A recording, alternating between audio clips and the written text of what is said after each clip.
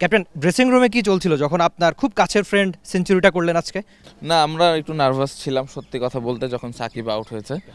একটা সময় মনে হচ্ছিল যে আসলে এক বলের খেলা, জানি হাসান ভালো ব্যাটিং করে, বাট ওই সাকিবের আউট হওয়ার পরে একটু নার্ভাস ছিলাম, বাট হাসান ভালোভাবে হ্যান্ডেল করেছে, তারপরে তো 100 হয়েছে, সবাই খুব খুশি। আচ্ছা, হয় কি জিম্বাবুয়ের সঙ্গে যখন আপনারা খেলেন, জিতলে খুব বেশি প্রশংসা পাওয়া যায় না, যেটা মানে বলে আর কি, কিন্তু হারলে অনেক বেশি ট্রল। তো মনে হয় কিনা যে ইনিংস ব্যবধানে একটা জয় ছিল, যেটা এর আগে আমরা খুব বেশি জিততে পারিনি। বাংলাদেশ যে মানের দল, তারা ঠিকঠাক ক্রিকেটটা দেখিয়েছে অন্তত এই চট্টগ্রামে।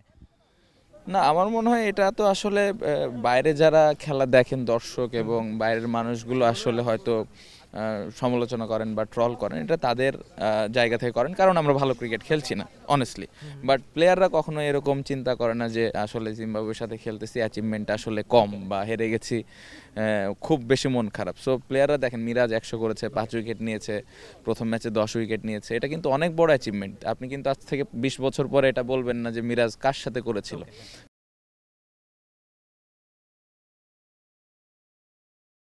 সো প্লেয়াররা এভাবে চিন্তা করে যে কিভাবে আমি দলকে কন্ট্রিবিউট করতে পারি যে কোনো সিচুয়েশনে, যে কোনো টিমের এগেনস্ট। আর বিজয়ের ইনিংসটা নিয়ে খুব ভালো ব্যাটিং করেছে, আমার মনে হয় যে অপরচুনিটি ছিল আরও বড় করার, বাট অনেকদিন পরে এসে প্রথম ম্যাচটা যেভাবে ব্যাটিং করেছে অবশ্যই ভালো লেগেছে। আচ্ছা, আমার শেষ প্রশ্ন, একটা অফ টপিক। আপনি মানে আবাহনীর হয়ে জিতেছে, আপনি ছিলেন না, যদিও আপনি শুরু কটা ম্যাচে ক্যাপ্টেন ছিলেন, নিজেও বেশ ভালো করেছেন।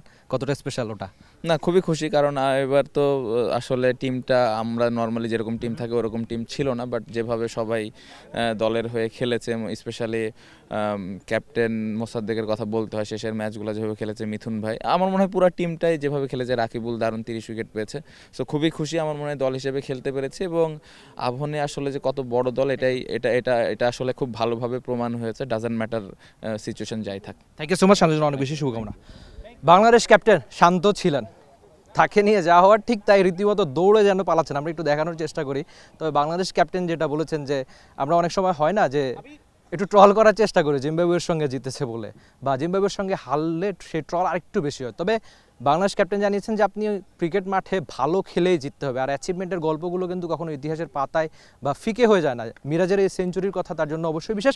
তবে মিরাজ যখন সেঞ্চুরি করছিলেন তখন নাকি ড্রেসিং রুম একটু টেনশনে ছিল, খুব স্বাভাবিক, একটা বলই লাগতো শেষ উইকেটটা পড়তে।